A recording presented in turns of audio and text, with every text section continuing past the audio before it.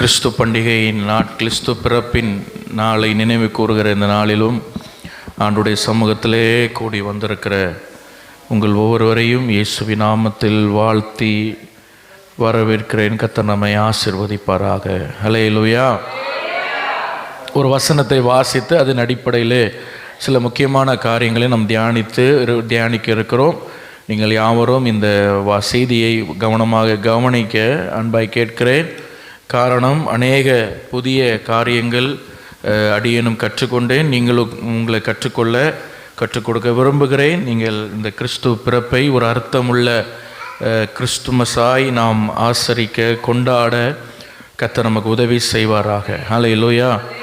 ஒரே ஒரு வசனத்தை வாசித்து அதன் ஆதாரமாய் நாம் ஆரம்பிக்கலாம். மத்தேயு எழுதின சுவிசேஷம் 2ஆம் அதிகாரம் 11ஆம் வசனத்தை ஒருவர் வாசிங்க. மத்தேயு 2ஆம் அதிகாரம் 11ஆம் வசனம்.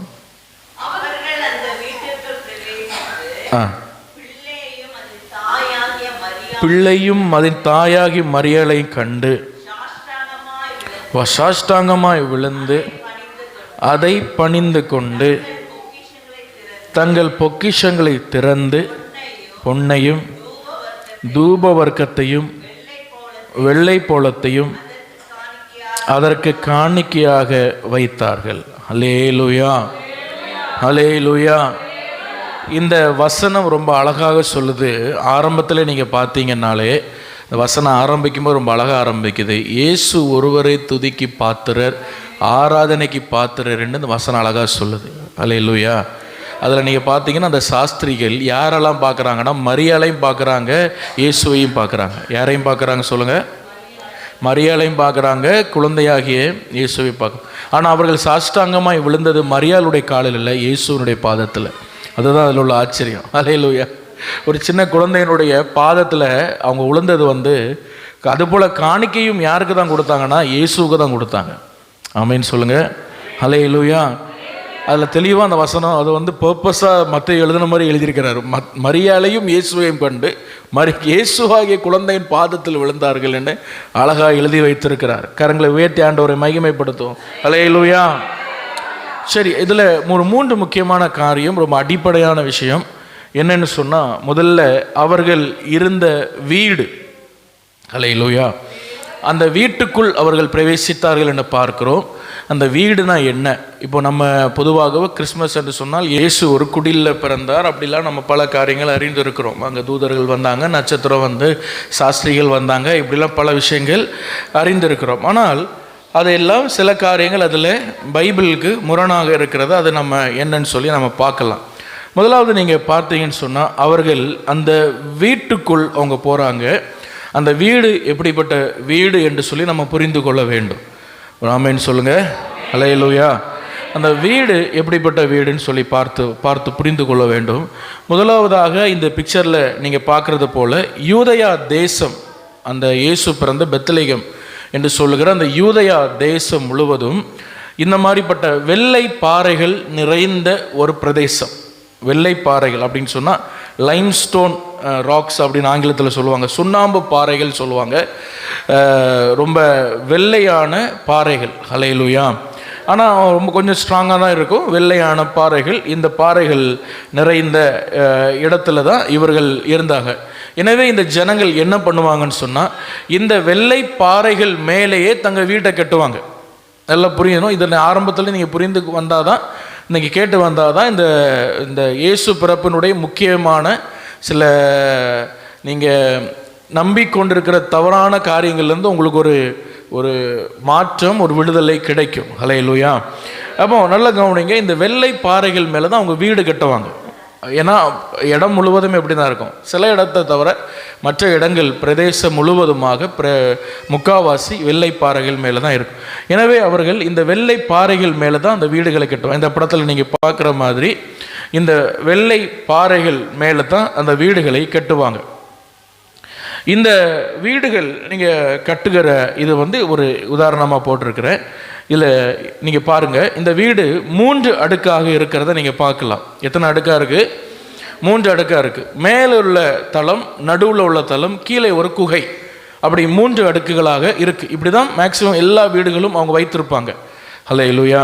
இந்த மேல் தளம் அது எதுக்குன்னு சொன்னால், ஏதாவது விருந்தாளிகள் வந்தால் அந்த மேல் தளத்தில் தங்க வைப்பாங்க. கெஸ்ட் ரூம் அது விருந்தாளிகள் வந்தால் அந்த மேல் தளத்தில் தங்க வைப்பார்கள். அதுபோல் வெயில் நேரத்தில் இவர் குடும்பத்தில் உள்ளவர்களும் அங்கே போய் மேலே போய் ரொம்ப வெயில் நேரம் ரொம்ப ஹீட்டாக இருக்கும், அங்கே போய் அவர்கள் என்ன செய்வாங்க, ரெஸ்ட் எடுக்க இது மாதிரி செய்வாங்க. அதுபோல் நம்ம ஊரில் வத்தல் காய போடுறது, மல்லி காய போடுறது எல்லாம் மொட்டை மாடியில் தானே, அந்த மாதிரி அவர்களுடைய சில உணவு காரியங்களை காய வைப்பதற்கு இதுக்கெல்லாம் இந்த மேல் தளத்தை அவர்கள் என்ன செய்வாங்க, பயன்படுத்திக் கொள்வாங்க. கோதுமை இந்த மாதிரிப்பட்ட விஷயங்கள் எல்லாம் காய வைப்ப காரியங்களுக்கு எல்லாம் அதை பயன்படுத்தி கொள்வார்கள். அல்லேலூயா. இந்த நடு பகுதியில் இருக்கு பாருங்க, அதுதான் அந்த வீட்டில் உள்ளவங்க தாக்குகிற ஒரு இடம். அதை 2 பகுதியாக 3 பகுதியாக, அது எவ்வளோ அளவுக்கு பெருசாக கட்டுறாங்களோ அதை 3-4 பகுதியாக 2 பகுதியாக பிரித்து, ஒரு பக்கம் சமையல், இந்த மாதிரி இன்னொரு பக்கம் இவர்கள் தங்குகிற காரியங்கள், இதெல்லாம் அவர்கள் பயன்படுத்தி கொள்வார்கள். அல்லேலூயா. அதுபோல் நேச்சுரலாகவே அவங்க எதில் இருக்கிறாங்க, நான் சொன்னேன் பாறைகள் மேலே, அந்த பாறைகள் மேலே தான் வீடுகள் இருக்கும். எனவே அந்த பாறைகள் அடியில் என்ன செய்வாங்கன்னு சொன்னால், ஒரு குகை போல் அவர்கள் ஏற்கனவே நேச்சுரலாக இருக்கும், இன்னும் கொஞ்சம் அதை தோண்டி அதை மெயின்டைன் பண்ணி என்ன பண்ணுவாங்கன்னா, அவர்கள் மிருகங்களை அதில் வைத்து கொள்வார்கள். அல்லேலூயா. ஏன்னு சொன்னால் ப்ரொடெக்ஷன். முதல்ல எதுக்கு அந்த மிருகங்களை அதில் வைக்கிறாங்கன்னா, பாதுகாப்புக்காக வைப்பாங்க. எதுக்கு வைக்கிறாங்க? பாதுகாக்க. அந்த மிருகங்கள் ரொம்ப பாதுகாப்பாக இருக்கும். நம்ம ஊரில் மாதிரி வெளியே வச்சுட்டு இந்த மாதிரி நம்ம ஊரில் எப்படி பண்ணுறாங்க, சில இடத்துல வெளியே வச்சுட்டு போனால் தூக்கிட்டு போயிடுவாங்கல்ல. அங்கே அந்த காலங்களில் மிருகங்கள் ரொம்ப விலை உயர்ந்த காரியங்கள். ஆடுகள் மாடுகள்னாலும் ஒரு மனிதனுடைய ஆடு மாடை வச்சு தான் அவனுடைய ஸ்டேட்டஸை இது பண்ண முடியும். அந்த அளவுக்கு ஒரு பைக் நம்ம ஊரில் இப்போ இருக்குது, பைக்கு கார் மாதிரி, அது தூக்கிட்டு போயிடுவான். அதுபோல் மிருகங்கள் குளிர் தாங்கிடாது, நைட்டில் என்ன பண்ணிக்கிடாது, குளிர் தாங்கிடாது.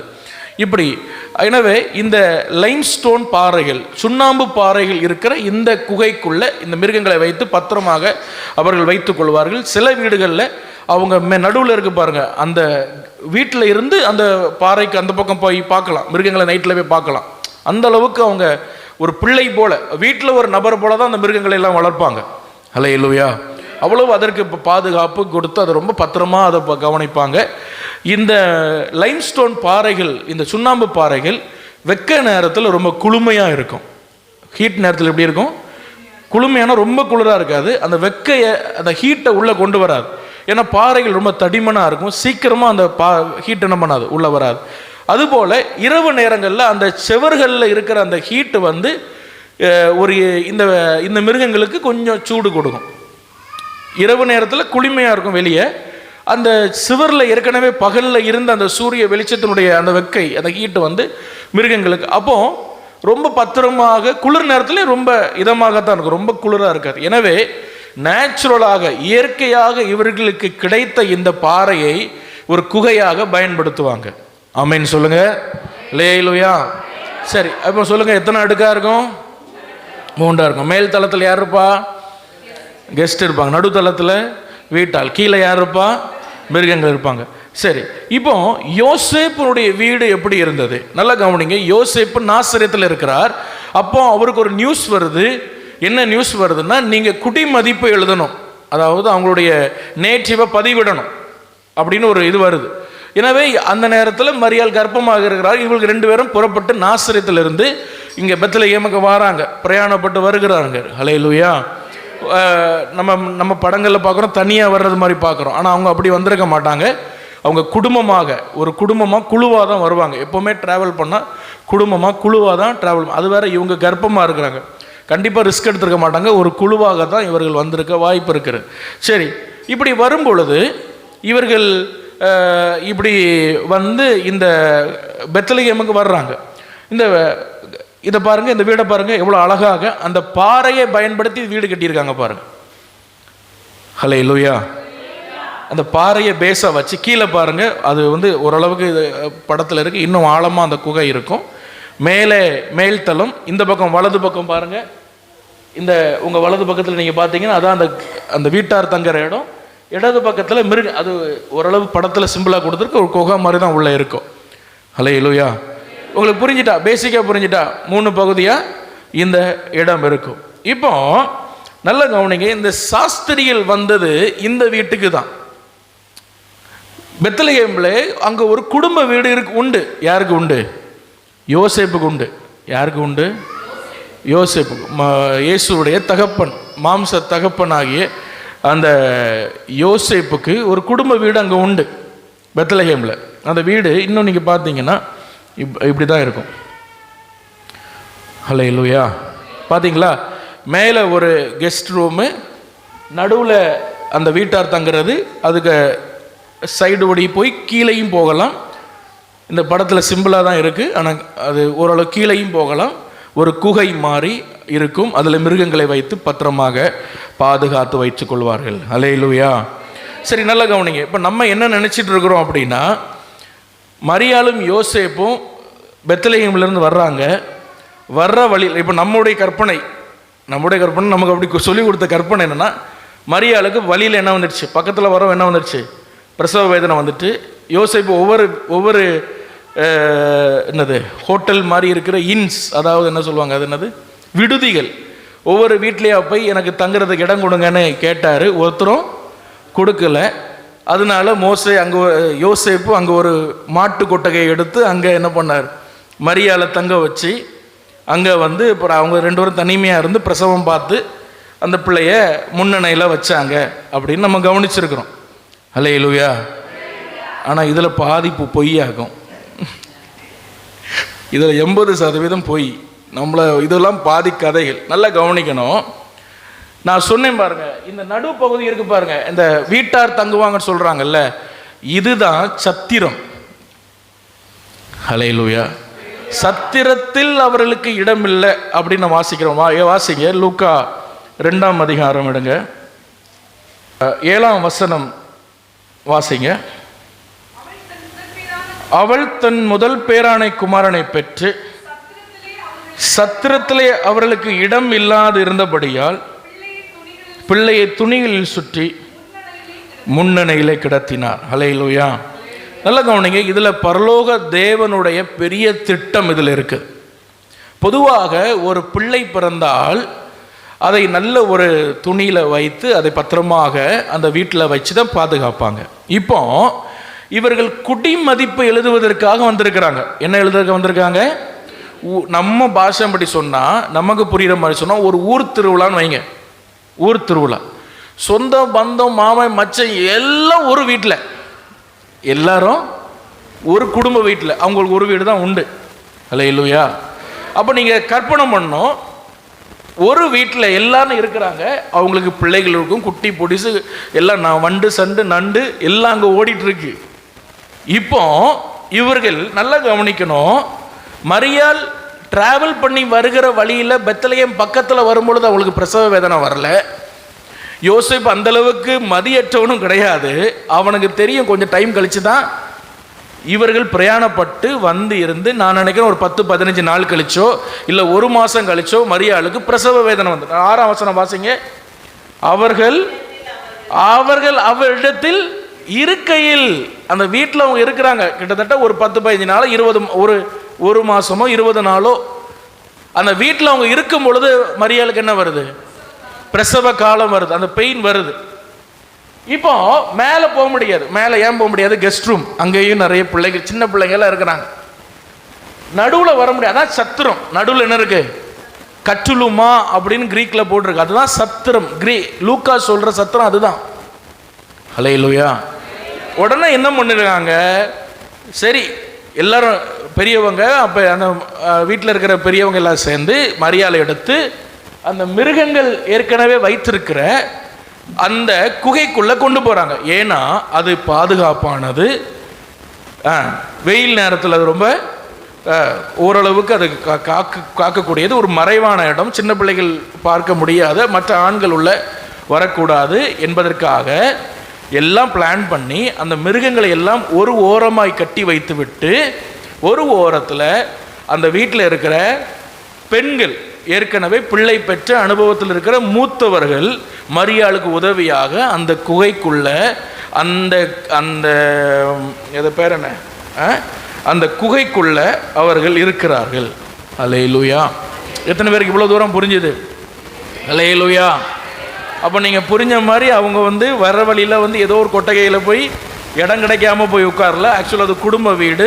முன்னணைன்னு சொல்கிறேன், சாரி, அந்த சத்திரம் என்று சொல்வது இப்போ இருக்கிற தங்கு விடுதி. அந்த காலத்தில் தங்கு விடுதெல்லாம் கிடையாது எங்கேயும். எல்லாருக்கும் சொந்த வீடு உண்டு. வீடு தான், யார் வீட்லேயுமே தங்கலாம் முடியாது. அந்த ஐடியாலஜிலாம் அன்றைக்கி யாருக்கும் வரல. அப்போ நல்லா கவனிங்க, இந்த சத்திரம் என்று சொல்கிறது இதுதான். ஹல்லேலூயா. நீங்கள் இன்னொரு வார்த்தை படிக்கலாம். லூக்காவில் நீங்கள் படிக்கும் பொழுது சத்திரத்தில் கொண்டு அவனை சேர்த்தான். யார்? நல்ல சமாரியன். அது ஒரு ஹாஸ்பிட்டல் மாதிரிப்பட்ட ஒரு இடம். அது இது கிடையாது, இந்த சத்திரம் கிடையாது. தமிழில் ரெண்டுமே சத்திரம் போட்டு, கிரீக்கில் வேற வேற வார்த்தைகள். அப்போ லூக்கா சொல்கிற சத்திரம் என்னது? இந்த நடுவில் இருக்கு பாருங்க. இதில் கூட்டம் அதிகமாக இருந்தபடியினால கீழ்ப்பகுதியில் இருக்கிற அந்த குகையை அவர்கள் மரியாளுடைய பிரசவ காலத்திற்காக பயன்படுத்தி கொண்டார்கள். ஹல்லேலூயா, ஹல்லேலூயா. இப்போ பிள்ளை பிறந்த உடனே முன்னணையில் வைக்கிறாங்க. பிள்ளை பிறந்த எங்கே வைக்கிறாங்க? முன்னணைன்னு சொல்கிறது நம்ம பொதுவாக என்ன நினைக்கிறோன்னா, ஒரு மரத்தாலான ஒரு பெட்டி, அதில் புல் போட்டிருக்கோம், அதை மிருகங்கள் சாப்பிடும். முன்னணைன்னு சொல்கிறது அந்த இருக்கு பாருங்கள், வீட்டை ஒட்டி இருக்கு பாருங்கள், முன்பகுதியில். அது அதுவும் ஒரு லைம் ஸ்டோனால், சுண்ணாம்பு பாறையாலான தரையிலிருந்தே அதை எழும்பப்பட்ட ஒரு பாறை. இந்த பாருங்கள், இதில் இந்த பிக்சரில் பாருங்கள், இது அவங்க கண்டுபிடிச்ச ஒரு முன்னணை இப்படி தான் இருக்கும். ஹல்லேலூயா. மரத்தால் ஆனது கிடையாது, அது வெள்ளை கல்லால் சுண்ணாம்பு பாறையால் ஆனது. ஹல்லேலூயா. இதில் மிருகத்தினுடைய உணவை வைத்து கொள்வாங்க. ஏன்னா மரத்தால் ஆன பெட்டி அந்த காலத்தில் விலை ஜாஸ்தி. அன்னைக்கு மரத்துக்கு ரொம்ப டிமாண்டு. ஹல்லேலூயா. அப்போ இயேசு எந்த அளவுக்கு தன்னை தாழ்த்தினார் என்று சொன்னால், இதெல்லாம் நேச்சுரலாக பூமியில் இருக்குது, எந்த காசும் கொடுக்கண்டாம். அடிமையின் ரூபம் எடுத்தார்னு சொல்கிறதில்ல, இதுதான். எத்தனை பேர் புரியுது? ஹல்லேலூயா, ஹல்லேலூயா. தூங்காதீங்க, தயவு செய்து கவனிங்க. அப்போ இந்த நேச்சுரலாகவே இந்த குகைக்குள் இருக்கிற இந்த முன்னணைக்குள்ள என்ன பண்ணுவாங்கன்னா, அந்த மிருகங்கள் சாப்பிடுவதுக்கு உணவை வைத்து கொள்வாங்க. ஏன்னா அந்த உணவு பாதுகாப்பாக இருக்கும். மரத்தாலான பெட்டியில் கூட அது கெட்டு போக வாய்ப்பு உண்டு. இந்த உணவு, இந்த லைம்ஸ்டோன் சொல்கிற இந்த பாறை உணவை ரொம்ப பாதுகாப்பாக வைத்துக்கிற இந்த கல்லுக்கு அந்த தன்மை உண்டு. ஹல்லேலூயா. ஏன் பிள்ளைய முன்னணியில் வச்சாங்கன்னா, அந்த பிள்ளைக்கு அது ஒரு இன்குபேட்டர் மாதிரி, அது ஒரு சூடு கொடுக்கும். அது நான் சொல்கிற எதுவுமே புரியுது அது. ஹல்லேலூயா. அந்த பிள்ளைக்கு அந்த நேரத்தில் என்ன கொடுக்கும்? பிறந்த பிள்ளை உடனே ஒன்று தாய்க்கு பக்கத்தில் இருக்கணும், இல்லை ஒரு சூடான இடத்துல வச்சுருப்பாங்க, அப்படி தானே? சரி, துணியில் ஏன் சுற்றுறாங்க அப்படின்னா, அந்த கை கால்கள் நேராவதற்காக. அந்த துணி கர்ப்பத்தில் கை காலெல்லாம் சுருக்கி தான் வச்சுருக்கோம் பிள்ளை, அப்படி தானே, வயிற்றுக்குள்ளே. அப்போ அந்த கை காலில் நீட்டி நல்லா ரோல் பண்ணி அது துணி சுட்டாமல் வைக்கிறது ஒரு பாதுகாப்பு இல்லாத, கரிசனை இல்லாத தாய் தகப்பன் அப்படி பண்ணுவாங்க. ஆனால் இது துணியை சுற்றி ரொம்ப கரிசனையாக. இதெல்லாம் நான் நினைக்கிறேன் மரியாளோடு இருந்த, ஏன்னா மரியாளுக்கு சின்ன வயது, மரியாளோடு இருந்த யார்? அவங்க சொந்தக்காரங்க, அந்த மூத்தவர்கள், வயதானவர்கள், அவங்க கூட ஐடியாவாக இருக்கலாம். அதை துணியில் சுற்றி அந்த முன்னணையில் வைக்கிறாங்க. காரணம், அது ஏற்கனவே அது சூடு கடத்தாமல் அந்த பிள்ளைக்கு ஒரு பாதுகாப்பாக அது இருக்கக்கூடியது. ஹல்லேலூயா, ஹல்லேலூயா. சரி, இப்போ நான் ஏன் இவ்வளவு தூரம் இதை சொல்கிறேன் அப்படின்னா, ஏன் இந்த சுண்ணாம்பு பாறையாலான இந்த தொட்டியில் இயேசுவை வைத்தாங்கன்னு சொன்னால், இதுவும் ஒரு பழைய ஏற்பாட்டில் இருக்கிற ஒரு தீர்க்க தரிசன நிறைவேறுதல் தான். ஆமென், ஹல்லேலூயா. வாசிக்கலாம். உபாகமம் 27 அதிகாரம் 2ஆம் வசனமும் 3ஆம் வசனம் வாசிங்க. உபாகமம் 27 அதிகாரம் 2ஆம் வசனம் 3ஆம் வசனம். உன் தேவனாகி கர்த்தர் கொடுக்கும் தேசத்திற்கு நீ பெரிய கல்லுகளை நாட்டி அவைகளுக்கு சாந்து பூசி சொன்னபடி பிரவேசிக்கும்படி நீ கடந்து போன பின்பு. ஹல்லேலூயா. நல்லா கவனிங்க. ஆண்டவர் இஸ்ரவேல் ஜனங்கள்கிட்ட சொல்கிறது என்னென்னா, அந்த வசனத்தை நீங்கள் வீட்டில் போய் இன்னொருக்கா கூட படித்து பாருங்கள். யோர்தானை கடக்கிறதுக்கு முன்னாடி பெரிய கல்லெல்லாம் நீ நாட்டணும். இந்த படத்தில் நீங்கள் பார்க்குற மாதிரி பெரிய கற்களை எல்லாம் நீ நாட்டி இந்த சுண்ணாம்பு பாறையால் ஆன இந்த சுண்ணாம்பு, நம்ம சாந்துன்னு பார்க்குறோம் பாருங்க, சாந்துன்னு சொல்கிற இப்போ இருக்கிற சிமெண்ட் சாந்து கிடையாது. அல்லேலூயா. நமக்கு சாந்துன்னு சொன்னோன்னா நம்ம மைண்ட் எங்கே போகும்?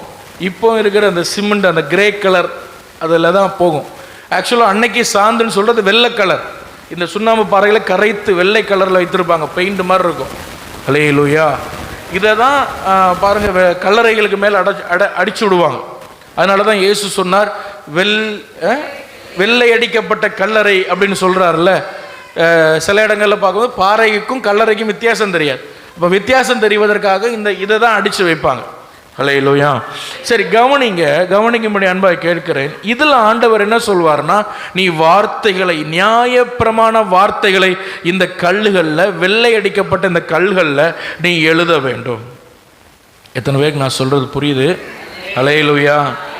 எதுக்குன்னா, உன் தேவன் உனக்கு செய்த மிகப்பெரிய நன்மையை நீ நினைவு கூறும்படி, நீ மறக்காமல் இருக்கும்படி இந்த வெள்ளை கல்களில் வசனத்தை, வார்த்தையை எழுதி வச்சுக்கணும். நீ கிராஸ் பண்ணும் போதெல்லாம், மற்றவங்க அதை பார்த்து உன்கிட்ட கேட்கும் போதெல்லாம் ஆண்டவர் செய்த நன்மை இதுதான்னு சொல்லி நீ காண்பிக்கத்தக்க அது பெரிய பெரிய வெள்ளை பாறை கற்களில் நீ எழுதி வைக்கணும். கரங்களை உயர்த்தி ஆண்டவரை மகிமைப்படுத்துவோம்.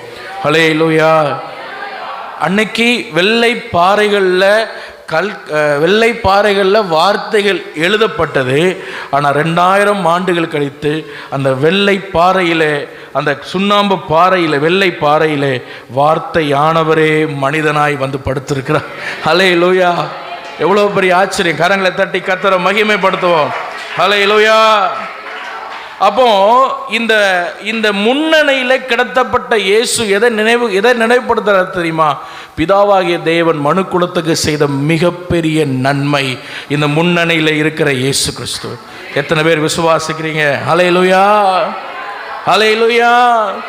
அப்போ முன்னணி மீதில் இயேசு பிறந்தார், முன்னணி மீதில் இயேசு பிறந்தார், அடிமை ரூபம் எடுத்தார், எல்லாம் சரிதான். ஆனால் அதை எதை ஞாபகப்படுத்த தெரியுமா? பிதாவாகிய தேவன் மனு குலத்துக்கு செய்த மிக பெரிய நன்மை.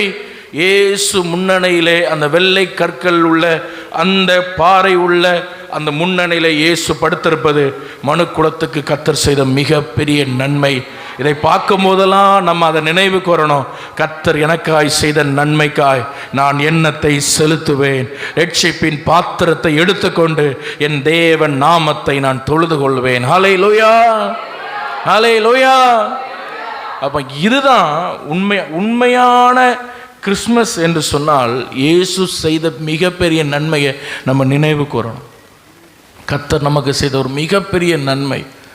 தேவன் தம்முடைய ஒரே பேரான குமாரனை விசுவாசிக்கிறவன் எவனோ அவன் கெட்டு போகாமல் நித்திய ஜீவனை அடையும்படி ஒரு மனுஷனாய் இந்த பூமியிலே வந்தார். அது மனிதனுக்கு கர்த்தர் செய்த மிகப்பெரிய நன்மை. ஹல்லேலூயா.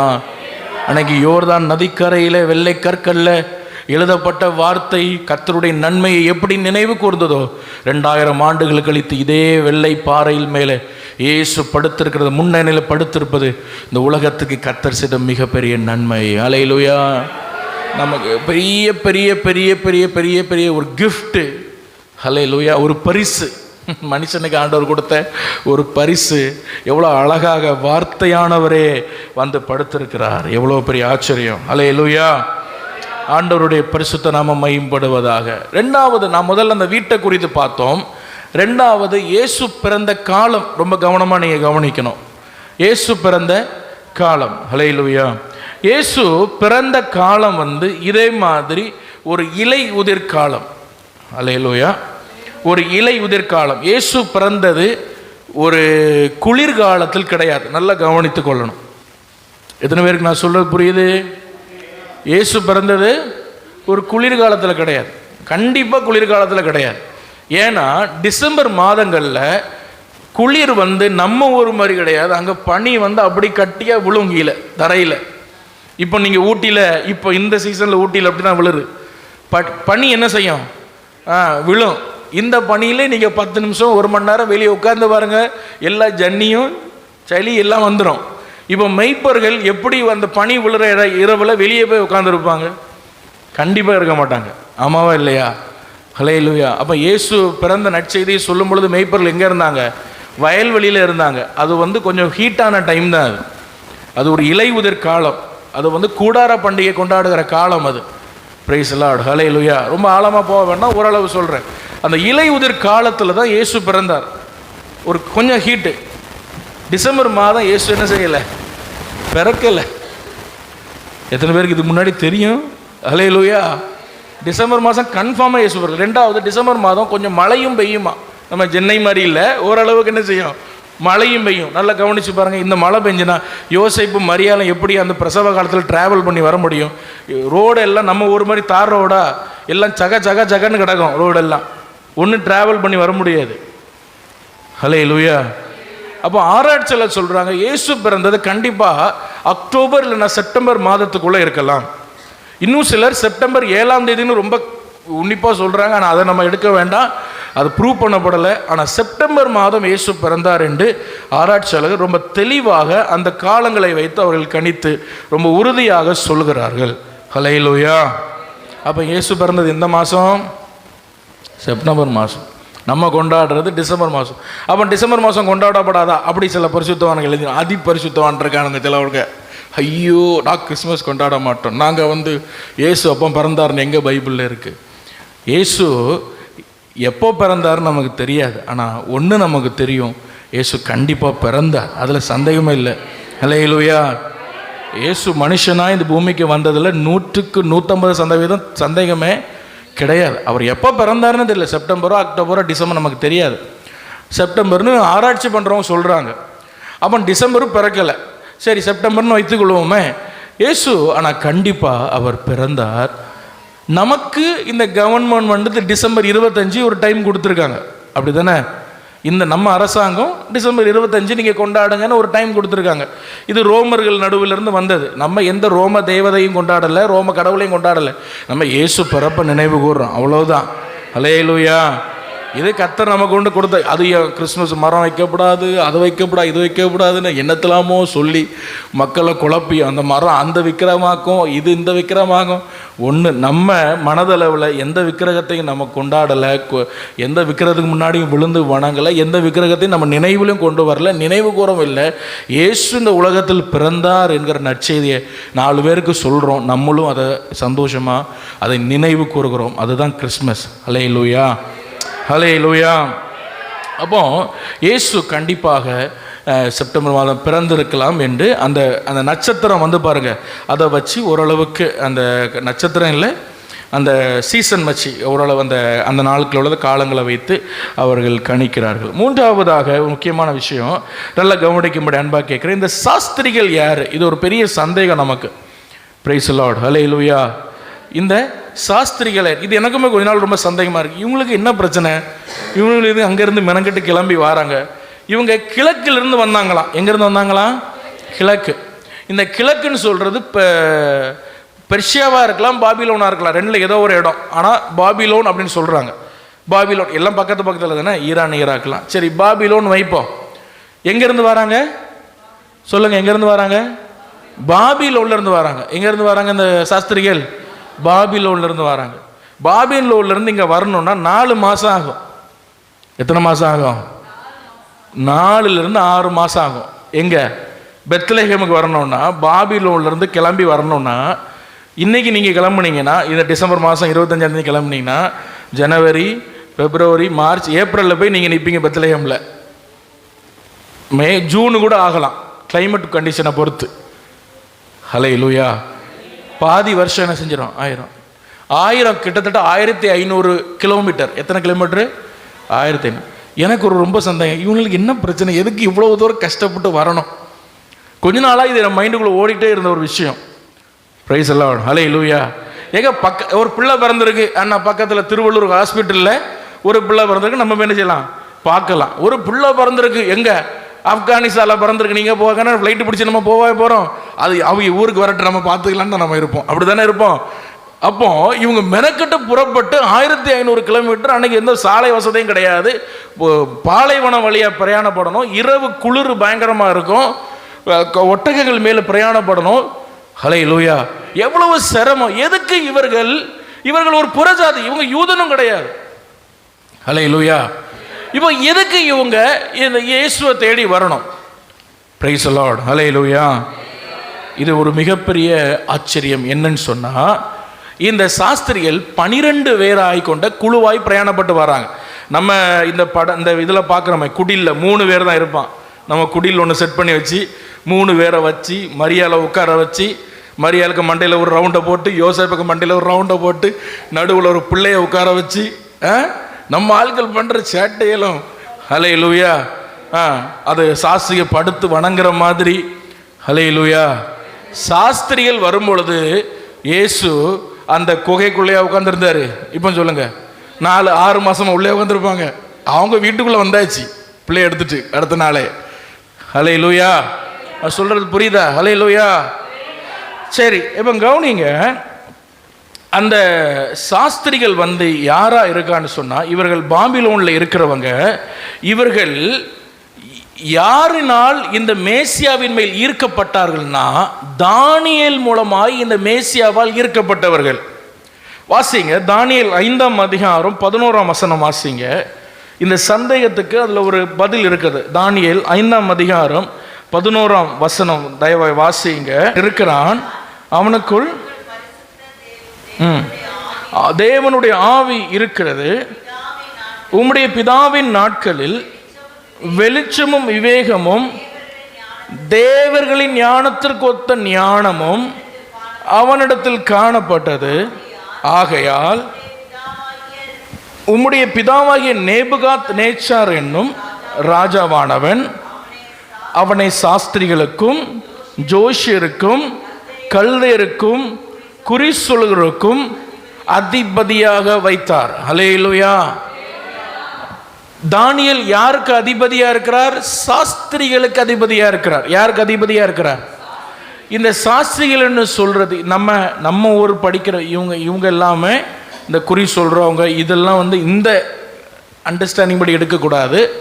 இவர்கள் ஒவ்வொரு காரியங்கள் பார்த்து கொண்டு இருந்தாங்க. சரி, இப்போ இந்த சாஸ்திரிகள் சொல்ற வானத்தை ஆராய்ச்சி பண்றவங்க, அஸ்ட்ராலஜிஸ்ட் அப்படின்னு ஆங்கிலத்தில் சொல்லுவோம். வானத்தை என்ன பண்ணுவாங்க? ஆராய்ச்சி பண்ணுறவங்க. வானம் ஆராய்ச்சி பண்ணி வானத்தை போய் பார்த்துருக்கீங்களா? ஹல்லேலூயா. இந்த சில பிளானிட்டோரியம் அப்படிலாம் சொல்கிறாங்க இடங்கள்ல, அந்த வானங்களை எப்படி காட்டுவாங்க. Praise the Lord. ஹல்லேலூயா. வானத்தில் நம்ம இங்கேருந்து பார்க்கும்போது என்ன தெரியுது? ஒரு சந்திரன் தெரியுது, ஒரு சூரியன் தெரியுது, கொஞ்சம் ஸ்டாரு தெரியுது. நைட்டுனா கருப்பாக தெரியுது, பகல்னா வெள்ளையாக தெரியுது. மேகம் வந்தால் மழை வந்தால் கருப்பாக தெரியும். இதுதான் நமக்கு தெரியும். ஆனால் வானங்களை குறித்து ஒரு பெரிய படிப்பே இருக்கு. ஹல்லேலூயா. அது எல்லை இல்லாத படிப்பு, எல்லை இல்லாத படிப்பு. நம்ம பூமி அதில் ஒரு கடுகு அளவு தான் இருக்கு பூமி. Praise the Lord. ஹல்லேலூயா. இந்த கடுகளவு இருக்கிற பூமியில் 1 சென்ட் நிலம், அந்த நிலத்துக்கு நம்ம ஆட்கள் அடி. ஆனால் வானத்தை பார்த்தா பூமி இருக்கிறத என்ன செய்யுது? சில கோள்கள் இருக்கு, அந்த கோள்கள் பக்கத்தில் சூரியனும் கூட அந்த கோள் பக்கத்தில் இந்த குட்டி உருட்டி வச்ச பந்து மாதிரி தான் இருக்கு. அவ்வளவு பெரிய பெரிய கோள்கள், அவ்வளவு வானத்தை குறித்து ஆராய்ச்சி பண்ண முடியல. பார்த்தா நமக்கு சில நேரங்கள் ஒரு அளவுக்கு மேலே படிக்க முடியல. நமக்கு அந்த பிரெயின் அவ்வளோ ஆழமான காரியங்கள் இருக்கிறது. இப்போ இந்த சாஸ்திரிகள் வானங்களை ஆராய்ச்சி பண்ணுகிறவங்க. ஹல்லேலூயா. ஆனால் தானியேலுடைய ஞானம் இவங்களுக்கு மேலே இருந்தா என்ன ஆச்சரியம் இந்த மனுஷனுக்கு இருந்த ஞானம். ஹல்லேலூயா. அப்போ ஒரு மனுஷன் பரிசுத்த ஆவியால் நிரப்பப்பட்டிருக்கும் பொழுது அவனுக்கு இருக்கிற ஞானத்தை பாருங்க. ஹல்லேலூயா. அப்போ இந்த தானியேலுக்கு இந்த ஞானம் இருந்தது. ஏன் சொன்னால், தானியேல் புஸ்தகங்களை இல்லைன்னா பைபிளை, பழைய ஏற்பாட்டை நல்லா படிக்கிற ஆராய்ச்சி பண்ணுற ஒரு மனுஷன். ஆமென். ஹல்லேலூயா. தானியேல் பழைய ஏற்பாட்டை ஆராய்ச்சி பண்ணி தான் எருசலேமில் இருக்கிற இந்த பாபிலோனில் இருக்கிற இந்த ஜனங்கள் வந்து 70 வருஷம் கழித்து அவங்க திரும்ப போவாங்கன்னு கண்டுபிடிச்சார். பைபிள் ஆராய்ச்சி பண்ணி தான். ஹல்லேலூயா. இப்போ கவனிங்க, தானியேல் வந்து ஜெபம் பண்ணிட்டு இருக்கிறார். என்ன பண்ணிட்டு இருக்கிறாரு? ஜெபம் பண்ணிட்டு இருக்கிறார். ஜனங்களுடைய பாவங்களுக்காக ஒரு திறப்புல நின்று அழுது ஜெபம் பண்ணிட்டு இருக்கிறார். பல நாட்கள் உபவாசம் பண்ணி ஜெபம் பண்ணி கொண்டிருக்கிறார். ஆமென். இப்போ நீ ஜெபம் பண்ணி கொண்டு இருக்கும் பொழுது கப்ரியேல் தூதன் வந்து தானியேலுக்கு ஒரு மிகப்பெரிய ரகசியத்தை வெளிப்படுத்துறார். என்னது வெளிப்படுத்துறாரு? என்ன ரகசியம் வெளிப்படுத்த தெரியுமா? இயேசுவாகிய மேசியா எந்த டேட்ல பிறப்பார், எந்த வருஷம் பிறப்பாருன்னு ஒரு கை தூக்கி ஆமென்னு சொல்லுங்களேன். ஹல்லேலூயா. வாசிங்க தானியேல் 9ஆம் அதிகாரம் 25ஆம் வசனம். தானியேல் 9ஆம் அதிகாரம் 25ஆம் வசனம்.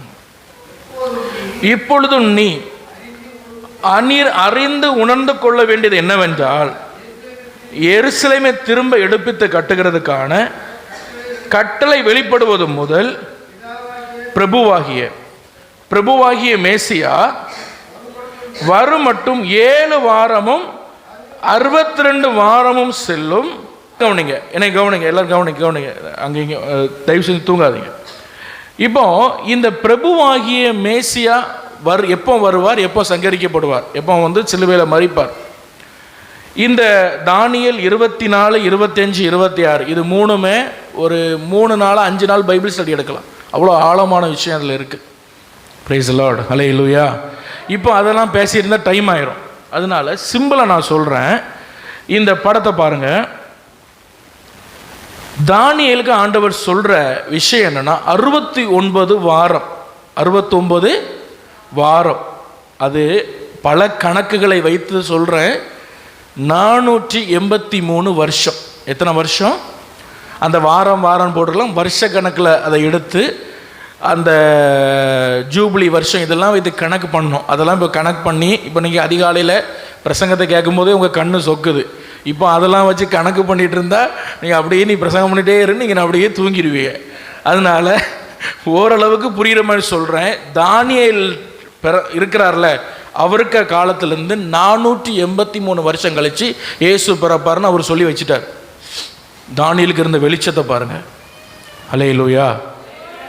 பிறப்பார். அதுக்கு 3 வருஷம் கழித்து இயேசு என்ன செய்வார்? மரிப்பார். எல்லாவற்றையும் அவர் கரெக்டாக சொல்லி வச்சிருக்கிறார். தானியேலின் 70 வாரங்கள்னு ஒரு பெரிய பைபிள் ஸ்டடியை எடுக்கலாம். ஆண்டவர் நம்மளை நடத்தினா அப்படி நம்ம செய்யலாம். இப்போ கவனிங்க, 483 வருஷம். ஹல்லேலூயா.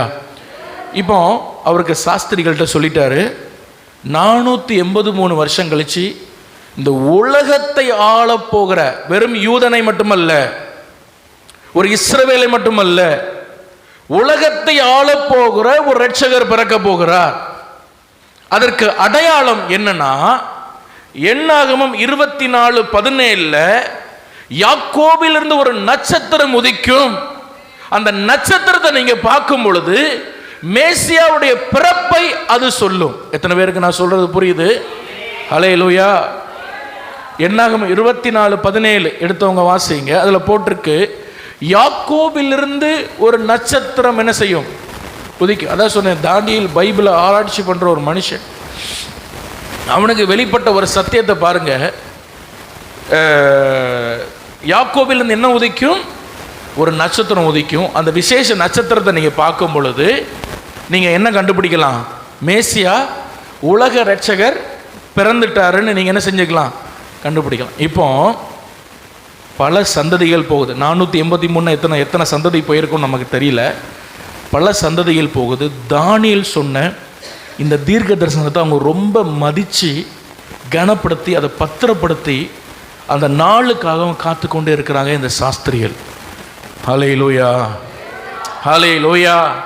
நான் சொல்கிறது புரியுதா? ஹல்லேலூயா. 483 வருஷம் கழித்து திடீரென்று வானத்தில் இந்த சாஸ்திரிகளுக்கு இந்த நட்சத்திரம் தோன்றுது. என்னாகமம் 24:17 நிறைவேறுது.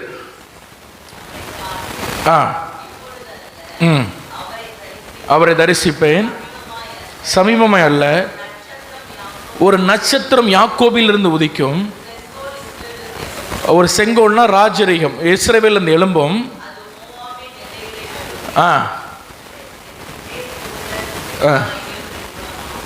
அது என்னன்னா, முழு உலகத்தையும் அவங்க அந்த மேசியா ஆள போகிறார். ஹல்லேலூயா. ஹல்லேலூயா. ஆனால் அந்த மேசியா கண்டிப்பாக சங்கரிக்கப்படுவார். சங்கரிக்கப்பட்டு திரும்ப வரும்பொழுது முழு உலகத்தை அவர் என்ன செய்வார்? ஆளும். இப்போ நல்லா கவனிங்க. தானியேல் சொல்லிட்டு அவர் மரிச்சிட்டாரு. இந்த சாஸ்திரிகளுக்கு ஆசை, அவன் பிள்ளைக்கு சொல்லி கொடுக்குறாங்க, ஏய் மேசியாவை எப்படியாவது பார்க்கணும். ஹல்லேலூயா. அவன் தவம் கிடக்கிறான். இந்த தானியேல் சொன்ன டைம் எப்போ வரும்? அல்லேலூயா. எனக்கு இருக்கிற ஆச்சரியம் என்னன்னா, இந்த சாஸ்திரிகள் ஒரு புறஜாதியான பாபிலோனியலாக இருந்தாலும் கர்த்தருடைய வார்த்தை எந்த அளவுக்கு இவங்க நம்பியிருக்காங்க பாருங்க. இன்னைக்கு அநேக ஆவிக்குரியவர்கள், பெந்தேகோஸ்தேக்காரர்கள், ரட்சிக்கப்பட்டவர்கள் சொல்றவங்க சில நேரங்களில் வசனத்தை நம்ம சந்தேகப்படுறோம், வாக்குத்தத்தத்தை சந்தேகப்படுறோம். அது எப்படி நடக்கும்? கர்த்தர் சொன்னது ஒன்று நடக்கிறது ஒன்றுன்னு நம்ம வாக்குத்தத்தத்தை என்ன பண்ணுறோம்? அன்னைக்கு அந்த புறஜாதியான அந்த பாபிலோன்ல இருந்த இந்த சாஸ்திரிகள் இந்த தானியேல் சொன்ன வார்த்தை எப்போ நிறைவேறும், வாக்குத்தத்தம் எப்போ நிறைவேறும்னு அந்த ஒரு கள்ளங்கபடி இல்லாத குறுக்கு மறுக்கு யோசிக்காம எவ்வளவு பிளைனா கர்த்தருடைய வார்த்தையை இவர்கள் நம்பியிருப்பாங்கன்னு சொன்னா, ஒன்று கர்த்தருடைய வார்த்தையினுடைய மகத்துவம், ரெண்டாவது தானியேல் அவர்களுக்கு முன்பாய் வாழ்ந்த அந்த வாழ்க்கை. ஹல்லேலூயா. எந்த மனுஷனிடத்திலும் இல்லாதது இந்த மனுஷனிடத்தில் இருக்கு என்று அவர்கள் கண்டபடியால், அந்த ஞானத்தை கண்டபடியால் தானியேலை அவர்கள் நம்பினார்கள், வார்த்தையை நம்பினார்கள், தேவ மனுஷனை நம்பினார்கள். இன்னைக்கு நமக்கு இருக்கிற பெரிய பிரச்சனை, வார்த்தையை நம்ப மாட்டோம். ஸ்டேஜிலேருந்து ஏதாவது வாக்குத்தத்த வசனம் வரும், நம்ம சொல்லுவோம் அது எங்கே நடக்கும், அவங்க பாஸ்டருக்கு வேலை, அவர் பாட்டு செய்யட்டு. இதனால தான் நம்ம வாழ்க்கை இப்படி இருக்கு. அந்த சாஸ்திரிகளுக்கு எனக்கு ரொம்ப ஆச்சரியம். இவங்க ஒரு புறஜாதிகள், ஆனால் இவங்க கர்த்தருடைய வார்த்தையை எப்படி நம்புறாங்க பாருங்க. புறப்பட்ட வாரம் 4 மாதம் 5 மாதம் டிராவல் பண்ணி உலகத்தை ஆள போகிற மேசியா எப்படி இருப்பாருன்னு பார்க்கறதுக்கு. ஹல்லேலூயா. அவங்க கொண்டு வந்த 3 பொருள். ஒன்று சொல்லுங்க, பொண்ணு வெள்ளியா, பொண்ணு வெள்ளை போலம் தூப வர்க்கம். சொல்லுங்க, பொண்ணு வெள்ளை போலம் தூப வர்க்கம். ஹல்லேலூயா. அப்போ சாஸ்திரிகள் வரும்பொழுது கண்டிப்பாக குடிலுக்கு வரல, இல்லைன்னா குகைக்கு வரல. ஆமென். ஹல்லேலூயா. இயேசு பிறந்த உடனே நட்சத்திரமும் வரல. நம்ம ஆட்களோட காலம் பனி காலம் வாழ்வின், அது ஒரு பாட்டு உண்டு. பனி காலத்தில் இயேசு பிறந்த 3 சாஸ்திரி கையில் பொம்மையை கொடுத்து அப்படி நடக்க, ஸ்டாரை பார்த்து நடந்து அந்த குடிலுக்குள்ள வந்து அப்படியே விழுந்து வணங்கி, இது ஒன்றும் நடக்கலை. இயேசு பிறந்து சில நாட்கள் கழித்து தான் பாபிலோனு நட்சத்திரம் தோணுது, வானத்தில் தோன்றுது. அப்போ சாஸ்திரிகள் பார்த்து அதை ஆராய்ச்சி பண்ணி இது என்னன்னு கண்டுபிடிச்சி இவங்க நேராக புறப்பட்டு 4-5 மாதம் டிராவல் பண்ணி பெத்லகேமுக்குள்ள அந்த யூதயா தேசத்துக்குள்ளே வராங்க. ஹல்லேலூயா. இவங்க வரும்பொழுது இயேசுக்கு 1.5 வயசு ஆயிடுச்சு. இயேசுக்கு எத்தனை வயசு ஆச்சு? 1.5 வயசு ஆயிடுச்சு. இவங்க நட்சத்திரம் வந்து பல மாதம் கழிச்சு தான் வந்தது. வந்து இவங்க புறப்பட்டு வரும்பொழுது ஆராய்ச்சி பண்ணி பார்த்தா இயேசுக்கு எத்தனை வயசு? 1.5 வயசு. எல்லாம் 2 வயசுன்னு சொல்கிறாங்க, 1.5 வயசு தான். இயேசுக்கு எத்தனை வயசு ஆச்சு? ஹல்லேலூயா. ஆமாம், நீங்கள் இப்போ நினைக்கிற மாதிரி அந்த மாட்டுக்கொட்டையில் ஆடு எட்டி பார்க்கும், ஒரு சாஸ்திரி எட்டி பார்ப்பார், இந்த கதைலாம் அங்கே இல்லை. ஹல்லேலூயா. அங்கே பிறந்தது இயேசு. வந்து அவங்க வரும்பொழுது இயேசு அந்த வீட்டுக்குள்ளே இருக்கிறார். எந்த வீடு? அந்த யோசேப்புக்கு இந்த வீட்டில் தான் இயேசு இருக்கிறார். அதனால தான் பைபிள் போட்டிருக்கு, அவர்கள் அந்த குகைக்குள் அல்ல வீட்டுக்குள் பிரவேசித்தார்கள் அப்படின்னு போட்டிருக்கு. ஹல்லேலூயா.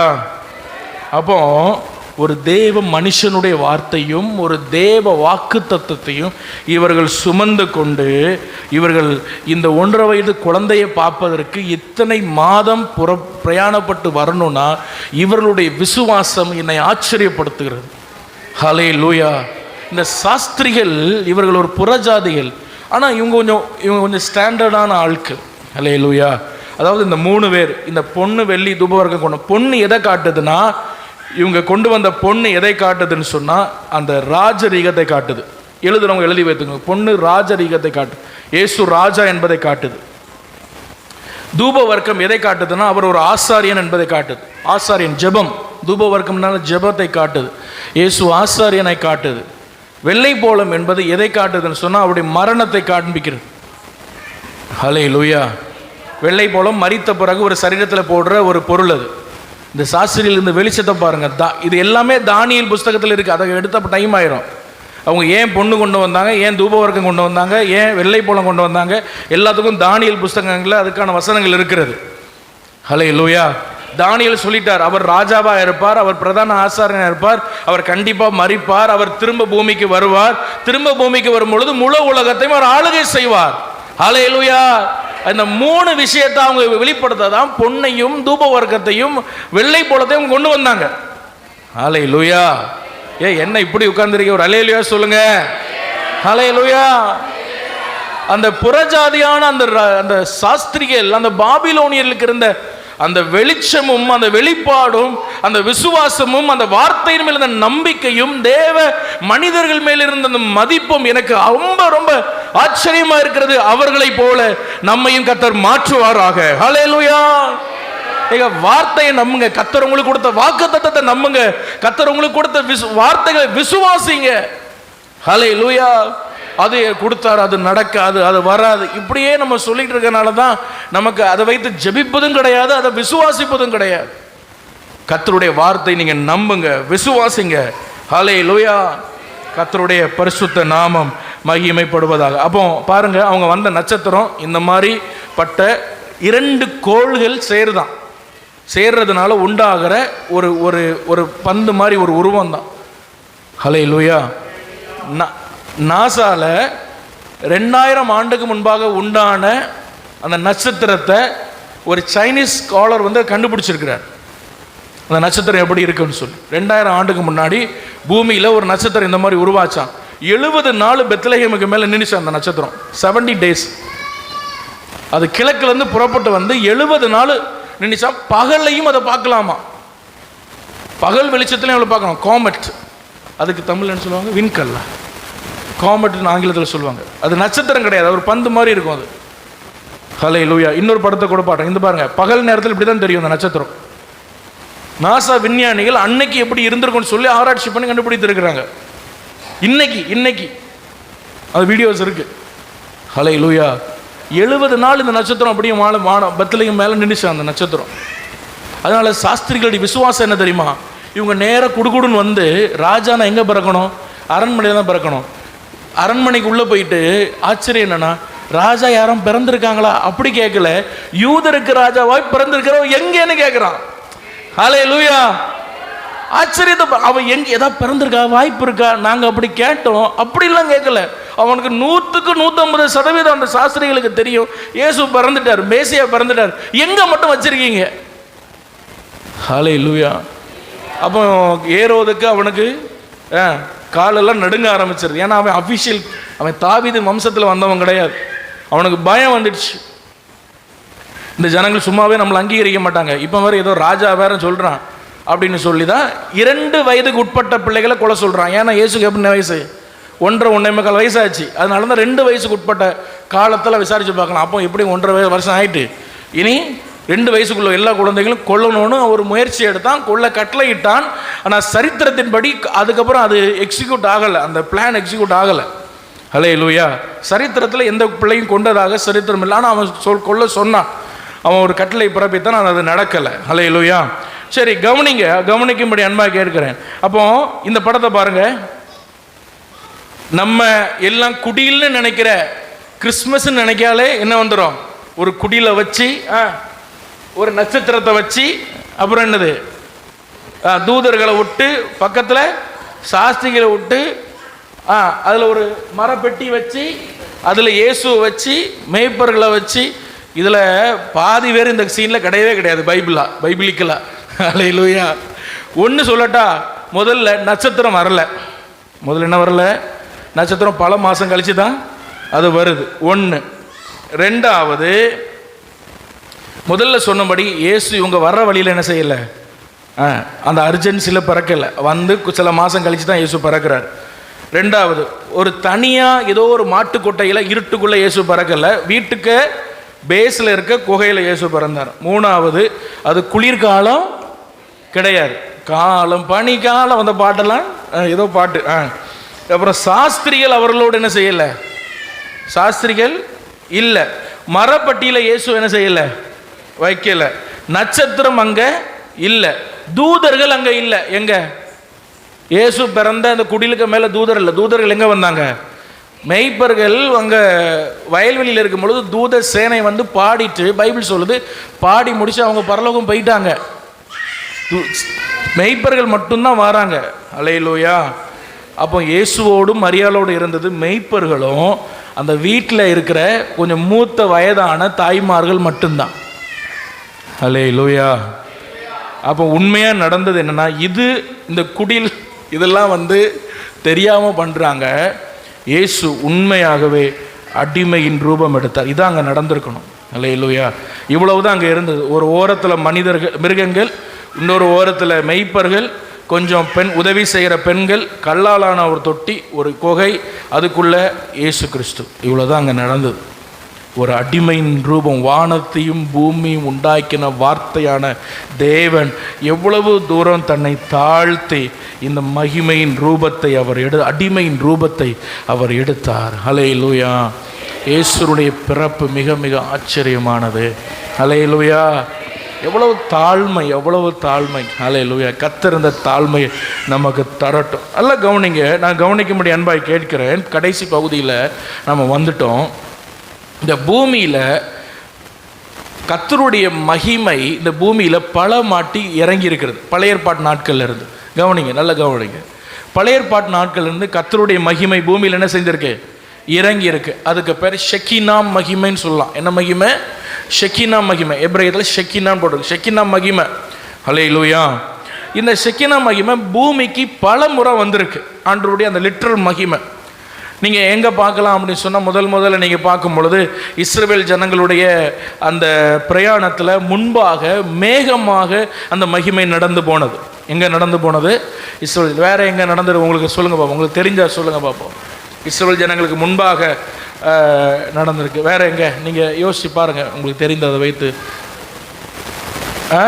சீனாய் மலையில் அந்த மகிமை இறங்கியிருக்கு. எங்கே இறங்கியிருக்கு?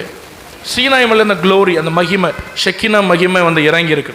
மூன்றாவது ஆசரிப்பு கூடாரத்தில் இறங்கிச்சு. எங்கே இறங்கிச்சு? ஆசரிப்பு. அப்படி நீங்கள் சொன்னது போல் இந்த சாலமோன் கட்டின தேவாலயத்தில் மகிமை இறங்கினது. ஹல்லேலூயா. கடைசியாக பெத்லகேமில் ஒரு சிறு குழந்தையாக அந்த வார்த்தையாகிய மகிமை இந்த பூமியில் இறங்கினது. அதுதான் கிறிஸ்மஸ். ஹல்லேலூயா. அப்போ இந்த சாஸ்திரிகள் அந்த வீட்டுக்குள்ளே பார்க்கும் பொழுது எதை பார்த்தாங்க தெரியுமா? பூமிக்கு வந்த ஷெக்கினா மகிமை ஆகிய இயேசுவை பார்த்தார்கள். ஹல்லேலூயா. ஹல்லேலூயா. இந்த ஷெக்கினா மகிமை இந்த பூமிக்கு வந்தது தான் கிறிஸ்மஸ். அதனால தான் யோவான் 1:14 வாசிக்கிறோம். யோவான் 1:14 அந்த வார்த்தை மாம்சமாகி கிருபையினாலும் சத்தியத்தினாலும் நிறைந்தவராய் நமக்குள்ளே வாசம் பண்ணினார். அவருடைய மகிமையை நாம் கண்டோம். அது பிதாவாகிய தேவனுக்கு ஒத்த மகிமையாக இருந்தது. கரங்களை தட்டி ஆண்டவரை மகிமைப்படுத்துவோம். ஹல்லேலூயா. இப்போ பரலோகத்திலிருந்து இறங்கி வந்த அந்த மகிமையை நாம் கண்டோம். அது பிதாவாகிய தேவனுக்கு ஒத்த மகிமை. அப்போ அந்த சாஸ்திரிகள் ஏன் தாழ விழுந்தாங்க தெரியுமா? பழைய ஏற்பாட்டு நாட்களில் மகிமை இறங்கும் போது தான் ஜனங்க தாங்க முடியாமல் தாழ முகங்குப்புற விழுவாங்க. அப்போ அதில் மெய்ப்பன் அந்த மத்தையும் சாஸ்திரிகள் முகங்குப்புற விழுந்தாங்கன்னு ஏன் பர்பஸாக எழுதுனா தெரியுமா? அந்த மத்தையும் இயேசுவை மகிமையாய் காட்டுகிறார். புரியுதா நான் சொல்கிறது? எதோ அமைதியாக இருக்கீங்க, நான் சொல்கிறது புரியுதா? ஹல்லேலூயா. சாஸ்திரிகள் முகங்குப்புற விழுந்தாங்கல்ல, மற்ற என்ன சொல்ல வராது தெரியுமா? அது ஏதோ ஒரு குழந்தை அல்ல, அது பரலோகத்தில் வந்த மகிமை. அந்த மகிமை பார்த்ததுனால அவங்க தாங்க முடியாமல் முகங்குப்புற விழுந்தாங்களா அந்த குழந்தைக்கு முன்னாடி. Praise Lord. ஹல்லேலூயா. அருமையானவர்களே, இந்த காலத்தில் நம்ம கிறிஸ்மஸ் கொண்டாடுகிறோம். எவ்வளவு தாழ்மையாக நமக்கு இன்றைக்கி பாருங்கள். கன்னியாகுமரி மாவட்டத்திலலாம் ரொம்ப மோசம். இங்கே கொஞ்சம் பரவாயில்ல. இயேசு பிறந்த அந்த குடியில் நீங்கள் பார்த்தீங்க, அந்த இதை நீங்கள் பார்த்தீங்க. ஹல்லேலூயா. இயேசு எவ்வளோ தூரம் தாழ்மையாக பிறந்தார். இன்றைக்கி அங்கே ஒரு குடில் கட்டி வச்சுருக்காங்க, எத்தனையோ கோடி கொடுத்து. ஹல்லேலூயா. உள்ள என்ன நதியெல்லாம் ஓடுது. எவ்வளோ சிம்பிளாக ஆண்டவர் பிறந்தார். அவனுக்கு எத்தனையோ கோடி கொடுத்து குடியில் கட்டி கண்ட நடிகைகளை கொண்டு டான்ஸ் ஆடி குடித்து வெறித்து வேசித்தனம் பண்ணி லைட்டுக்கு மட்டுமே, லைட்டு சும்மா போடுறது தப்பு இல்லை. ஒரு கொண்டாட்டத்துக்கு ஒரு ஸ்டார் லைட்டு கட்டுறோம், அது தப்பு இல்லை. லைட்டுக்கு மட்டுமே எத்தனையோ கோடிகள் செலவு பண்ணுறாங்க ஒவ்வொரு சபைகள்லையும். கோடிகளுங்க, லட்சங்கள் கிடையாது. ஹல்லேலூயா. எதுக்கு? இயேசு பிறந்துட்டாராம். எங்கே பிறந்தார்? கோடிகளில் செலவு பண்ணி இவனுங்களுக்கு லைட்டை போட்டு டான்ஸ் ஆடி குடித்து வெறித்து, எங்களுக்கு ஜாதியும் இல்லை மதமும் இல்லை எதுவும் இல்லை, நாங்கள் எல்லாம் ஒன்றுன்னு கடந்து கூத்தாடிட்டு கிடக்குறாங்க. நான் பார்க்கும்போது ரொம்ப வேதனையாக இருக்குது. ஏன்னா இவங்க எதை மறந்துட்டாங்க தெரியுமா? மகிமையை மறந்துட்டாங்க. ஹல்லேலூயா. நான் சொல்கிறேன், இந்த தேவன் நமக்குள்ள அந்த ஷெக்கினா மகிமையை உங்களுக்குள்ளே வைக்கலனா இந்த கிறிஸ்மஸ் உங்களுக்கு ஒரு வீணான நாள், ஒரு பாரம்பரிய நாள். கர்த்தர் நமக்குள்ள அந்த ஷெக்கினா மகிமையாய் அவர் வந்திருக்கிறார். ஹல்லேலூயா. இந்த ஷெக்கினா மகிமை பிற்பாடு எப்போ வந்தது தெரியுமா? இயேசு பரமேறின பொழுது, அந்த 120 பேர் மேல் மாடியில் கூடி இருக்கும் பொழுது அதே ஷெக்கினா மகிமை பரிசுத்த ஆவியாய் சீஷர்கள் மேல் வந்து இறங்கினது. அதுதான் கிறிஸ்மஸ். ஹல்லேலூயா, ஹல்லேலூயா. அப்போ கிறிஸ்மஸ் என்று சொன்னால் இயேசு உள்ளத்தில் பிறப்பது மட்டுமல்ல, அந்த ஷெக்கினா மகிமையாகி அந்த இயேசுவை நான் சுமக்க வேண்டும். ஹல்லேலூயா. எத்தனை பேர் அந்த மகிமையை நீங்கள் சுமக்க விரும்புகிறீங்க? எத்தனை பேர் அந்த மகிமையால் நீங்கள் நிரப்பப்பட்டு, நம்ம ஸ்வீட்டு கொடுக்கலாம், லைட்டு போடலாம், ஸ்டார் போடலாம், என்ன நம்ம ஒரு பண்டிகையை ஆசரிக்கலாம். ஆனால் அதெல்லாம் ரெண்டாவது, செகண்டரி, அதெல்லாம் ரெண்டாவது. முதல்ல நமக்குள்ளே வர வேண்டியது அந்த ஷெக்கினா மகிமை எனக்குள்ளே இருக்குதா? இந்த பூமிக்கு வந்த அந்த ஷெக்கினா மகிமை, அந்த சீஷர்கள் மேல் இறங்கின ஷெக்கினா மகிமை, அந்த சாஸ்திரிகள் கண்கூடாய் பார்த்த அந்த ஷெக்கினா மகிமை, அந்த மெய்ப்பர்கள் வயல்வெளியிலே பார்த்த அந்த மகிமை, அந்த இயேசுவாகிய மகிமை, ஆமென் ஹல்லேலூயா, என்மேல் இருக்கிறதா? அந்த மகிமையை நான் சுமந்து நடக்கிறேனா என்பதை நீங்கள் யோசிக்கணும். அதுதான் உண்மையான ஒரு கிறிஸ்மஸ் கொண்டாட்டம் நான் சொல்லுவேன். ஹல்லேலூயா. அந்த மகிமையை தரவே இயேசு இந்த பூமியிலே வந்தார். ஹல்லேலூயா. அந்த மகிமை உங்கள் மேலே வைக்கவே இயேசு இந்த பூமிக்கு வந்தார். கர்த்தருடைய பரிசுத்த நாமம். இன்னைக்கு பூமியில் மகிமை இல்லாமல் கிறிஸ்மஸை கொண்டாடிட்டு இருக்கிறாங்க. மகிமையை சுமக்கலை, மகிமை அவனுக்குள்ளே இல்லை. மகிமை இருந்துன்னா அவன் அப்படி லைட்டு போட்டு ஆடுவானா? டங்கு டங்குன்னு ஆட மாட்டான். மகிமை அவனை ஆட விடாது அப்படி. ஹல்லேலூயா. ஒரு கிளப்பு போல. ஏன்னா கேட்டால் கிறிஸ்மஸ் வேற ஏதாவது பேரை சொல்லி கொண்டாடினா கூட பரவாயில்ல. ஹல்லேலூயா. தலையில் அடிக்க அவன் கிறிஸ்மஸ்னு பேரை சொல்லி அவன் ஒருத்தியை கூட்டிகிட்டு வந்து அவன் ஆடுறா, இவன் சுற்றி நின்று ஹேன்னு குடியில், அந்த குடியில் பார்க்கும்போது எனக்கு ஆவி ஆத்மா சரீரெல்லாம் பற்றிட்டு எரியுது. ஹல்லேலூயா. எனக்கு தெரிஞ்சு எப்படியும் 1 கோடி இருக்குங்க அந்த குடியில். 1 கோடி இருக்கும். எத்தனை சர்ச்சு கட்டியிருக்கலாம், எத்தனை மிஷினரிகளுக்கு உதவி பண்ணியிருக்கலாம், எத்தனை ஏழைகளுக்கு உதவி பண்ணியிருக்கலாம், எத்தனை பேருக்கு காஸ்பல் கொண்டு போயிருக்கலாம். இதுவும் எத்தனையோ மலைகளில் சுவிசேஷம் பிரசங்கிக்கப்படலை, இயேசுவை பற்றி தெரியலை, அங்கே போயிருக்கலாம் ஒரு செலவு பண்ணி. ஹல்லேலூயா. அதான் மகிமையை சுமக்காம ஒரு பாரம்பரியமா நாங்கள் தான் பெரிய குடியில் வச்சிருக்கோம். நாங்கள் எங்கள் சர்ச்சில் தான் பெரிய லைட்டு, உங்கள் சர்ச்சில் சின்ன லைட்டு, எங்கள் சர்ச்சில் பெரிய ஸ்டார், உங்கள் சர்ச்சில் சின்ன ஸ்டார். அதுக்கா இயேசு வரலையா? உங்களுக்குள்ள மகிமையை வைக்கதான் இயேசு இந்த பூமிக்குள்ள வந்தார். ஹல்லேலூயா. அந்த மகிமையை சுமக்காம நீங்க ஆசரிக்கிற கிறிஸ்மஸ் அது ஒரு கிறிஸ்மஸே கிடையாது. இந்த கிறிஸ்மஸ் நாளில் நீங்க ஆண்டவர்கிட்ட கேட்கணும், Lord fill me with your glory, உம்முடைய மகிமையினால் என்ன நிரப்பும். ஹல்லேலூயா. நம்ம எல்லாம் முழங்கால் பண்ணிடலாமா? ஆண்டவரை பார்த்து நம்ம கொஞ்சம் நேரம் ஜெபிக்க போகிறோம். அன்னைக்கு இந்த பூமியில் என்ன தேடி வந்த அந்த மகிமை, அன்னைக்கு 120 மேல் அந்த சீஷர்கள் மேல் இயேசுவாகிய மகிமை வந்து இறங்கிச்சு. பெந்தேகோஸ்தே நாளில் எனக்கு இந்த மகிமை வேணும். நான் அந்த மகிமை இல்லாமல் வாழ்கிறானா இருந்தால் தூரத்தில் சமீபத்தில் வார்த்தை கேட்குறீங்களா? எனக்குள்ள இந்த மகிமை இல்லைப்பா சார். இந்த வார்த்தையின்படி இயேசுவாகிய மகிமையினால் நான் நிரப்பப்படலை. என் வாழ்க்கையில் ஒரு வெறுமை இருக்கிறது. ஹல்லேலூயா. நான் ஏன் வாழ்கிறேன்னு தெரியல. ஏதோ ஒரு வெறுமை எனக்குள்ளே இருந்து கொண்டு இருக்கிறது. எனக்குள்ள உண்மையான அந்த ஆவிக்குரிய மகிழ்ச்சி இல்லை. அந்த மகிமையினால் நிரப்பப்படலை. நான் ஒரு அறக்குறையான ஒரு பாத்திரமாய், ஒரு ஓட்டை பாத்திரமா, ஒரு குறைந்து போகிற ஒரு பாத்திரமா, மகிமை இல்லாத பாத்திரமா தான் நான் இருக்கிறேன். எனக்குள்ள அந்த மகிமையை தரமாட்டீர் ஆண்டவரே. அந்த மகிமையினால் என்ன நிரப்பும் ஆண்டவரேன்னு சொல்லுங்க. ஹல்லேலூயா. எல்லாரும் ஆண்டவரை நோக்கி பார்க்கலாமா? ஹல்லேலூயா, ஹல்லேலூயா. நன்றி ஆண்டவரே, நன்றி ஆண்டவரே, நன்றி ஆண்டவரே, நன்றி ஆண்டவரே. உம்முடைய மகிமையினால், அந்த ஷெக்கினா மகிமையினால் என்ன நிரப்பும். அந்த மகிமை நான் காத்துக்கொள்வேன் ஆண்டவரேன்னு சொல்லுங்க. நீங்கள் காத்துக்கொள்வீங்க அப்படின்னு ஆண்டவர் உங்களை நம்புனா அந்த மகிமையினால் உங்களை நிரப்புவார். எத்தனை நான் சொல்றது புரியுது? ஹல்லேலூயா. இந்த பாத்திரத்து மேலே என் மகிமையை நான் வச்சா இந்த பாத்திரம் என் மகிமையை காத்துக்கொள்ளும்னு சொல்லி அவர் விசுவாசித்தாள். லோ கபா ஷகடதுனா ஹந்தடபா. கர்த்தர் நம்மை நம்பும்படியாய், கர்த்தர் நம்மை நம்பும்படியாய். உங்கள் நம்பிக்கைக்கு பாத்திரவானா என்ன மாற்றப்பா. இந்த பூமியில் ஆண்டவரை ஒரு கிறிஸ்தவன் என்று பேர் கிறிஸ்தவனாய் அல்ல, ஏதோ 2 கேக் சாப்பிட்டு ஏதோ 2 ஆண்டவரை சர்ச்சுக்கு போயிட்டு வந்துட்டு நான் கிறிஸ்மஸ் கொண்டாடிட்டேன் அல்ல, ஏதோ ஒரு புது ட்ரெஸ் போட்டேன், கொஞ்சம் மேக்கப் போட்டேன், கொஞ்சம் ட்ரெஸ்ஸை போட்டேன், அதை பண்ண இதை பண்ணேன் இல்லை அல்ல. ஹல்லேலூயா. எனக்குள்ள அந்த மகிமை இல்லையே, எனக்குள்ள அந்த இயேசு ஏன் இந்த பூமியில் வந்தார், அந்த உண்மையான ஆண்டவரே அந்த மகிமை எனக்குள்ள இல்லையே. இயேசு இந்த பூமியிலே வந்து வாசம் பண்ணும் பொழுது அந்த மகிமையை ஜனங்கள் கண்டார்களே, என்னால் இன்னைக்கு காண முடியலையே. எனக்குள்ள இருக்கிற அந்த மகிமையாகி இயேசுவை உலகம் காண முடியலையே. நான் ஒரு பாவத்தில் இன்னும் இருக்கிறேனே, எனக்கு ஒரு விடுதலை தாரும் ஆண்டவரே. ஜெபிக்கிறீங்களா? தூரத்தில் பார்க்கிறவங்களும் சமீபத்தில் பார்க்கிறவங்களும் ஜெபம் பண்ணுங்க. Lord fill me their glory. நம்முடைய இருதய கதறலாய் மாறட்டும். ஆமென். ஹல்லேலூயா. இந்த பழைய பரிசுத்தவான்களுக்குள்ள அவர்கள் ஆமென் ஹல்லேலூயா பெரிய ட்ரெஸ் போடல, பெரிய விலை உயர்ந்த வஸ்திரம் உடுக்கல. ஆமென் ஹல்லேலூயா. பெரிய பெரிய லைட் போடல, பெரிய பெரிய சாக்லேட் வைத்து கொண்டாடல, பெரிய பெரிய ஆராதனை அவங்க செய்யல. ஆனா they carry the glory of God. தேவ மகிமையை சுமந்து நடந்தார்கள். அந்த பரிசுத்த வான்களுக்கு முன்பாக மந்திரவாதிகள் மடங்கி விழுந்தார்கள். அந்த பரிசுத்தவான்கள் முன்பாக மாந்திரிக வல்லமைகள் செயலிழந்து போனது. அந்த பரிசுத்தவான்களுக்கு முன்பாக தேவ மகிமை நடந்து போனது. ரீபாலா சந்துடா தீகாபா. நமக்கு அப்படிப்பட்ட அந்த மகிமையினால் கர்த்தர் நம்மை நிரப்புவாராக. ஆண்டவரே, அந்த சீனாய் மலையின் மேல் இறங்கிச்சு, என் மேல உங்க மகிமை இறங்காதா? என் மேல உங்க மகிமையினால் நிரப்ப மாட்டீரா? கரங்களை தட்டி ஆண்டவரை பார்த்து கேட்போமா?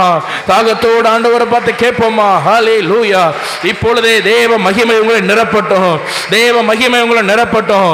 அந்த சாலமோன் தேவாலயத்தில் இறங்கின அந்த மகிமை, இயேசுவாகிய மகிமை, ஓ அந்த 120 மேல் இறங்கின ஷெக்கினா மகிமை, இடபலா கதுடபா ஷகடதனையா தோடோ லெட்டரா கதியா ஃப்ளோடபாதியா தோடோ. இயேசுவாகிய வெளிச்சத்தை இந்த உலகத்துக்கு காண்பிக்க முடியாய் என்னை மகிமை பாத்திரமாய் மாற்றும் என்று எத்தனை பேர் வாஞ்சிக்கிறீங்க? வாஞ்சிக்கிறவங்களுக்கு தான், வாஞ்சிக்கிறவங்களுக்கு தான் மகிமை உண்டாகும். ஏதோ எல்லாரும் கை தட்டுறாங்க, நான் தட்டுறேன் அல்ல. வாஞ்சிக்கிறீங்களா? வாஞ்சிக்கிறீங்களா? நீங்க வாஞ்சித்தா உங்களுக்கு அந்த மகிமை உண்டு. ஒரு வெறுமையான வாழ்க்கை எத்தனை நாளைக்கு நான் வாழ போறேன்? என்னை இப்படி மகிமையால் நிரப்புன்னு கேளுங்க. ஹல்லேலூயா, ஹல்லேலூயா, ஹல்லேலூயா. ஆமென், ஆமென், ஆமென், ஆமென், ஆமென், ஆமென், ஆமென். ஹல்லேலூயா, ஹல்லேலூயா, ஹல்லேலூயா. நன்றி ஆண்டவரே. உந்தன் வல்லமைகள் குறைந்து போகவில்லை, உந்தன் உயிர்த்தெழுதல் மகிமை மாறவில்லை. உந்தன் வல்லமைகள் குறைந்து போகவில்லை, உந்தன் உயிர்த்தெழுதல் மகிமை மாறவில்லை. ஏசப்பா, உங்க நாமத்தில் அற்புதங்கள் நடக்குது. ஏசப்பா நாமத்தில் அற்புதங்கள் நடக்குது. பேய்களோடது, நோய்கள் தீருது, பாவங்கள் பறந்தோடுது. பேய்களோடுது, நோய்கள். நல்ல கை தட்டி பாடுவோம். தேவ மகிமை நம்மை நிரப்பட்டும். ஆமென். உந்தன் வல்லமைகள் குறைந்து போகவில்லை, உந்தன் உயிர்த்தெழுதல் மகிமை மாறவில்லை. உந்தன் வல்லமைகள் குறைந்து போகவில்லை, உந்தன் உயிர்த்தெழுதல் மகிமை மாறவில்லை. மந்திர சூனியம் செய்வினை கட்டுகள் இன்றே நம் இயேசு உடை தெரிவார். மந்திர சூனியம், நீங்கள் அந்த மகிமையால் நிரப்பப்பட்டிருப்பீங்கன்னா எந்த மாந்திரிகம் உங்களுக்கு முன்பாக நிற்க முடியாது. நீங்க அபிஷேகத்தால் நிரப்பப்பட்டிருப்பீங்கன்னா, தேவ ஆவியால் நிரப்பப்பட்டிருந்தால் எந்த மாந்திரிகம் உனக்கு விரோதமாய் செய்யப்படுகிற எந்த மாந்திரிகம் உங்களுக்கு முன்பாக நிற்க முடியாது. எந்த பொல்லாத ஆவி உங்களுக்கு முன்ன நிற்க முடியாது. இந்த தேவ ஆவியால் நிரப்பப்படுவோமா? தேவ மகிமையால் நிரப்பப்படுவோமா? இப்பொழுதே கரங்களை தட்டி ஆவியில நிரம்பி ஆண்டவரை பார்த்து கேளுங்க. Lord, fill me with spirit, Lord. அந்த பழைய பரிசுத்தவான்கள் எப்படி ஆவியினால் நிரப்பினோ, பவுலை பேதுருவை ஆவியினால் நிரப்பினோ, பிலிமிரா கொடுதன பரபரபா சிடபரபல பரபரபா. எங்க சபை ஆவியினால் நிரப்போம். பொல்லாத சத்துருடைய கிரியைகளை எதிர்க்கும்படி முடியும்படியால் எத்தனை பேர் சில போராட்டங்கள் வாழ்க்கையில் அனுபவிக்கிறீங்க. இயேசுவின் நாமத்தில் இந்த காலவேளையில் சொல்லுகிறேன், கர்த்தருடைய ஆவியானவரை மகிமையால் நிரப்புகிறார், நம்முடைய ஆவியால் நிரப்புகிறார். அந்த போராடுற பொல்லாத ஆவிகளை துரத்துங்க இயேசுவின் நாமத்தில். அவைகள் விலகி ஓடுகிறது. ஹல்லேலூயா, ஹல்லேலூயா, ஹல்லேலூயா, ஹல்லேலூயா. ஆமென். உந்தன் வல்லமைகள் குறைந்து போகவில்லை, உந்தன் உயிர்த்தெழுதல் மகிமை மாறவில்லை. உந்தன் வல்லமைகள் குறைந்து போகவில்லை, உந்தன் உயிர்த்தெழுதல் மகிமை மாறவில்லை. உந்தன் வல்லமைகள் குறைந்து போகவில்லை, உந்தன் உயிர்த்தெழுதல் மகிமை மாறவில்லை. உந்தன் வல்லமைகள் கர்த்தர் இந்த இடத்திலே தம்முடைய மகிமையை வைப்பதற்காக பரிசுத்த ஆவியானவர் சில பாத்திரங்களை தேடிக்கொண்டிருக்கிறார். ஓ, கண்கள் கண்ணீரோடு ஆவியானவர் ஏக்கத்தோடு சிலரை தேடிக்கொண்டிருக்கிறார் பார்க்கிறேன். ஹல்லேலூயா. என்னை மேல் உம்முடைய மகிமையை வைங்கப்பா, உம்முடைய ஆவியினால் என்னை நிரப்புங்கப்பான்னு கேளுங்க. ஆவியினால் நிரப்புங்கப்பான்னு கேளுங்க. ஆவியினால் என்ன நிரப்புங்கப்பான்னு கேளுங்க. ஹல்லேலூயா, ஹல்லேலூயா. ஜெபிக்கிற ஒவ்வொருவரையும் நம்முடைய ஆவியினால் நிரப்புகிறார், ஆவியினால் நிரப்புகிறார், ஆவியினால் நிரப்புகிறார். பரிசுத்த ஆவியால் நிரப்பப்பட்ட ஹல்லேலூயா பாத்திரமாய் மாறுவோம். ஹல்லேலூயா, ஹல்லேலூயா. என்னை கொண்டு பாந்திட செய்யும் தெருவெல்லாமோ அக்கினி நதியை என்னை கொண்டு பாய்ந்திட செய்யோ. செய்திடுங்க யா செய்திடுங்க, நதியாய் பாய்ந்திட செய்திடுங்க.